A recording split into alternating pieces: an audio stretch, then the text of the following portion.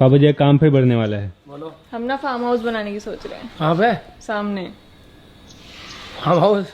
हाँ। मेरा farm house बना दो तुम। एक खत्म नहीं हो रहा, दूसरा बना दे रहे हो तुम। दूसरा कदम बिजी रखना चाहते मुझे हैं। लेके क्या आए हो तुम, ये बताओ। ये लो सब आपका ही अपने तो है। वहां से लाए हो। सब आपका ही है, लो। देखो इस घर में जो दिक्कत आई है ना, वैसे आपको टेंशन नहीं लेनी, हम पूरा काम प्रोफेशनल बंदों से करवाएंगे। बस आपको देखना है, ठीक है? आपको बस देखना है। चलो भाई, सबसे अप्रूव्ड है। सर दादा यार जल्दी से फार्म हाउस बनाओ ना। सर दादा फार्म हाउस मत बनाओ, सीधा पूल ही बना दो उसके अंदर। मेरे को तो पूल में नहाने की वो खुशी हो रही है।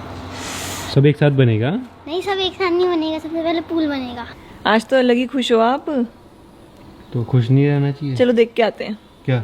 कि कहाँ पे बनेगा, क्या होगा करके। यहाँ पे वो पूल तो कुणाली होगा। ने बता दिया।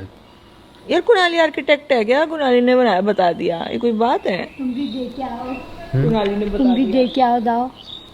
तो इस बार डिजाइन कुणाली से ही करवा